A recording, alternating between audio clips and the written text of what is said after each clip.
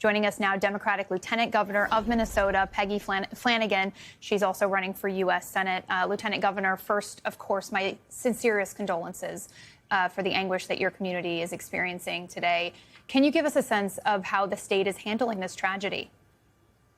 I mean, Ariel, first of all, thank you so much for your sympathies.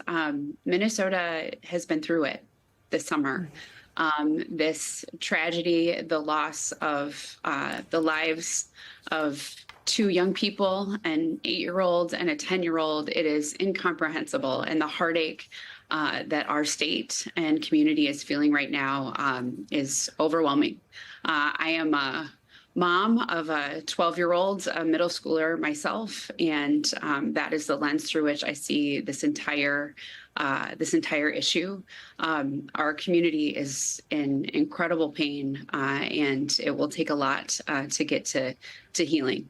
Yeah, I can imagine. And you mentioned your state has been through it. Your state's been rocked by gun violence recently. The shooting of 2 state lawmakers several months ago, a spate of shootings that led right up to this horrific mass shooting at a school. Why do you think this is happening in your state, and how do you believe it could be stopped? I mean, unfortunately, what we know is that our state is not unique. Gun violence is a public health crisis that, impacts every state and almost every community. And I think last night, when we gathered, there were thousands of people who gathered across the street from Annunciation who have said enough. We want to love our babies more than we love our guns. And I think there is a real sense that people feel moved that the community of Minneapolis should be the last place where this kind of gun violence continues, that we can raise our voices and try to stop it. The resolve that folks have was palpable last night. But the truth is that there are actions that we can take. I think, I'm Catholic. We go to church every Sunday, and it is a place of sanctuary and of comfort. And for that to be disturbed is just traumatic. So it shouldn't happen in a parish or a place of worship or a school. And, we continue to hear people say, why does God let things like this happen? Right. And I would just say that God weeps, that we have tools, that we have elected leaders who want to, move legislation that could truly make a difference. And I think we just need to, have that willpower to take those steps that are needed to protect our communities. Yeah, prayers are needed, but certainly not enough in this instance.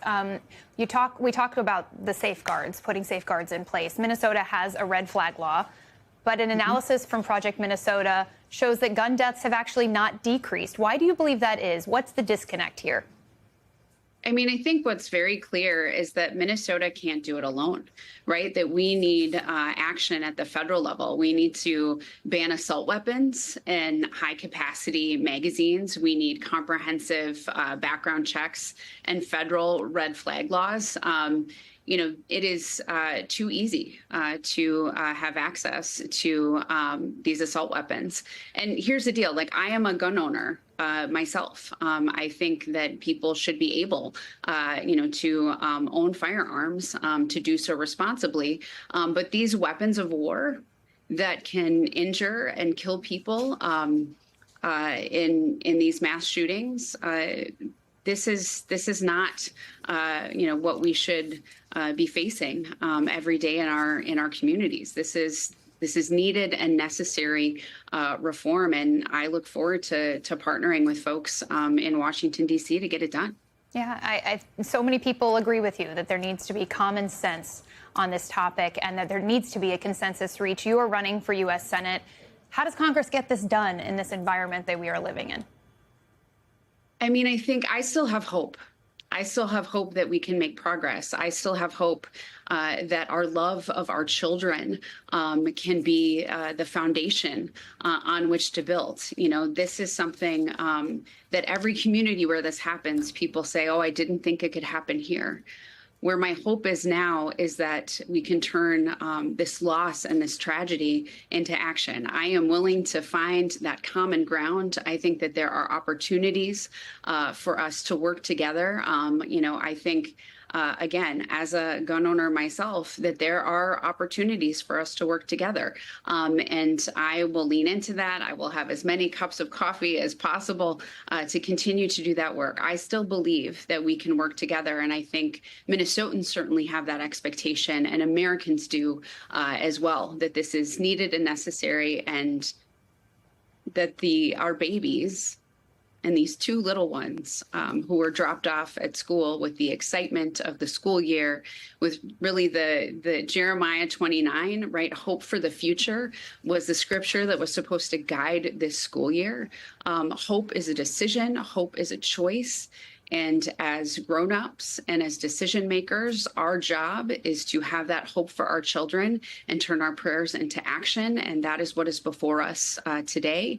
And I hope that we answer the call of these children who are crying out for grown-ups to make the right decision to protect them.